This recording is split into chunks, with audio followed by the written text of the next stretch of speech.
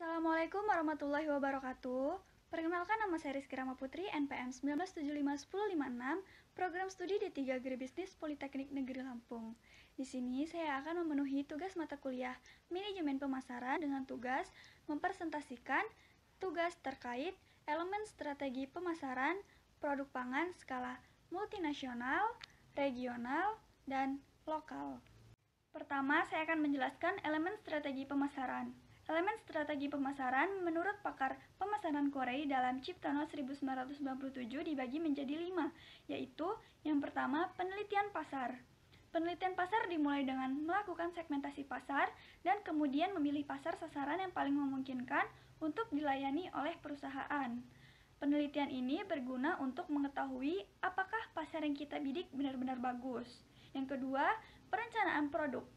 Perencanaan produk meliputi produk apa yang dijual, desain produk, penawaran produk, manfaat produk, harga produk, merek produk, stok produk, jaminan dan garansi, bantu teknis, serta hubungan personal yang mungkin terbentuk di antara pembeli dan penjual.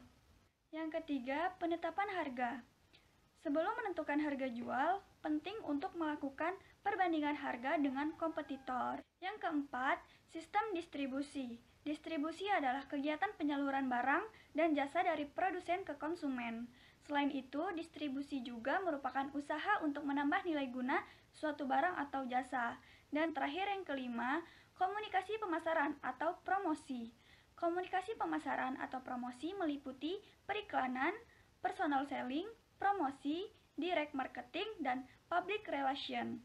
Yang sedang tren saat ini adalah digital marketing, di mana kita memanfaatkan media digital seperti website atau sosial media untuk memasarkan produk kita. Terkait tugas produk pangan skala multinasional, regional, dan skala lokal, pertama-tama saya akan menjelaskan apa itu skala multinasional. Produk pangan skala multinasional adalah produk yang mempunyai cabang di luar negeri dan produk yang diproduksi juga mengikuti budaya dan regulasi negara setempat agar mudah diterima pasar. Contohnya seperti Denkau. Denkau ini diproduksi oleh PT Nestle Indonesia, di mana PT Nestle merupakan perusahaan yang mempunyai cabang di berbagai wilayah, yaitu contohnya seperti di Eropa, Amerika, Asia, dan ASEAN. Selanjutnya, produk pangan skala regional atau internasional. Produk pangan skala regional adalah ekspansi produk dan pemasaran produk, baik barang maupun jasa ke luar negeri dari negara asalnya. Maksudnya itu seperti perusahaan Indonesia mengekspor produknya ke luar negeri. Nah, contoh dari produk pangan skala regional ini adalah tolak angin dari PT Sido Muncul, di mana tolak angin ini sudah laris di berbagai negara, contohnya seperti di Arab Saudi.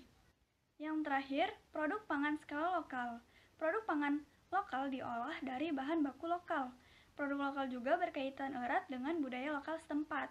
Nah, contoh dari produk pangan skala lokal yaitu nata de coco dari Huang Coco, di mana nata de coco ini sudah sangat laris di Indonesia. Produk pangan skala multinasional contohnya seperti susu Denkau.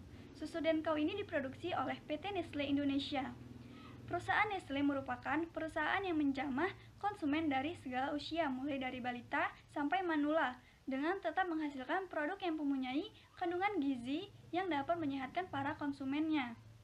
Di Asia Tenggara, Nestle memiliki 23 pabrik yang memproduksi berbagai macam makanan dan minuman.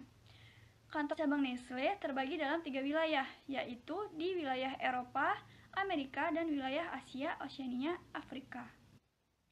Komitmen Nestle mengembangkan industri susu di tanah air memang tidak main-main, seperti terlihat dari upaya pengembangan Denkau. Nestle menggiatkan seluruh aspek pemasaran secara terpadu, mulai dari iklan, promosi, distribusi, sampling, gimmick berupa buku cerita, mainan anak-anak, hingga layanan customer service yang siap membantu keluhan konsumen. Itu sebabnya, selama 5 kali survei, kepuasan pelanggan dilakukan, Denkau selalu terdepan. Selanjutnya, saya akan menjelaskan strategi pemasaran PT Nestle Indonesia. Untuk memasarkan produknya agar sampai di tangan konsumen, perusahaan Nestle menerapkan 4 poin, yaitu yang pertama, geographic segmentation. Geographic segmentation adalah pembagian di suatu wilayah dalam beberapa bagian yang dilakukan oleh perusahaan yang bersangkutan dengan tujuan untuk memudahkan dalam perputaran produknya. Yang kedua, demographic segmentation. Demographic segmentation adalah suatu strategi pemasaran yang erat kaitannya dengan penduduk yang ada di suatu negara. Yang ketiga yaitu mass customization. Strategi ini merupakan strategi pembuatan produk dan jasa yang dapat memenuhi keinginan pelanggan yang semakin unik, secara cepat dan murah. Yang terakhir, yang keempat, location strategi. Pemilihan lokasi Nestle adalah dengan alasan untuk mendapatkan bahan baku dari komoditi terbaik. Seperti contohnya, kualitas susu terbaik di Pasuruan untuk Kejayaan Factory atau Denkau. Dengan demikian, Nestle telah mengurangi biaya operasional berupa biaya angkut bahan baku. Selanjutnya, produk pangan skala regional atau internasional. Contohnya, tolak angin dari PT Industri dan Farmasi Sido muncul. PT Sido muncul sebagai satu-satunya pabrik jamu berstandar farmasi karena telah menerima 2 sertifikat, yaitu cara pembuatan obat yang baik dan cara pembuatan obat tradisional yang baik. PT Industri Jamu dan Farmasi Sido muncul adalah satu-satunya perusahaan jamu Indonesia yang eksis di pasar global dengan produk andalannya yaitu tolak angin. Pabrik jamu yang dipimpin oleh Irwan Hidayat mampu menembus pasar ASEAN, Eropa, Amerika, Timur Tengah, dan Afrika. Nah, yang menjadi momentum tolak angin terbang mendunia dan sangat terkenal itu lahirnya tagline "Orang pintar minum tolak angin". Selanjutnya, strategi pemasaran PT Industri Jamu dan Farmasi Sido muncul. Produknya yaitu tolak angin. Strategi promosinya yaitu yang pertama, periklanan. PT Jamu Sido muncul dalam memasarkan tolak angin menggunakan iklan melalui media massa, terutama televisi. Yang kedua, sales promotion. Kegiatan untuk membujuk secara langsung dengan tujuan utama yaitu menciptakan penjualan yang segera. Yang ketiga, public relation. PT Sido muncul mengadakan kegiatan mudik secara gratis setiap tahun. PT Sido muncul juga memfasilitasi para pemudik dengan memberikan pelayanan angkutan gratis untuk pulang kampung yang kebanyakan pesertanya adalah para penjual jamu. Yang keempat, direct selling. Bentuk promosi dengan cara memasarkan produk secara langsung agar mendapat tanggapan secara langsung juga dari konsumen. Yang terakhir, yang kelima, yaitu personal selling. Penjualan melalui orang ke orang secara langsung. Personal selling tolak angin ini dilakukan oleh para penjual pedagang eceran di bus-bus dan di lainnya. Selanjutnya, produk pangan skala lokal, contohnya itu seperti Nata de Coco yang diproduksi oleh PT Keong Nusantara Abadi.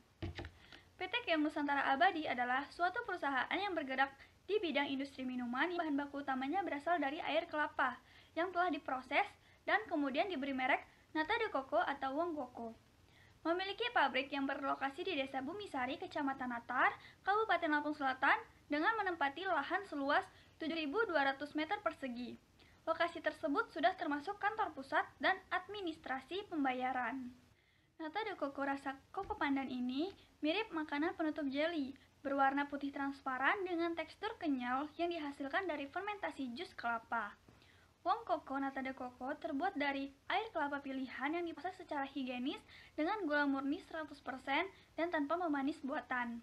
Dengan demikian, bebas kolesterol dan baik untuk pencernaan karena kandungan serat makanan alami. Yang terakhir, saya akan menjelaskan strategi pemasaran PT Keong Nusantara Abadi.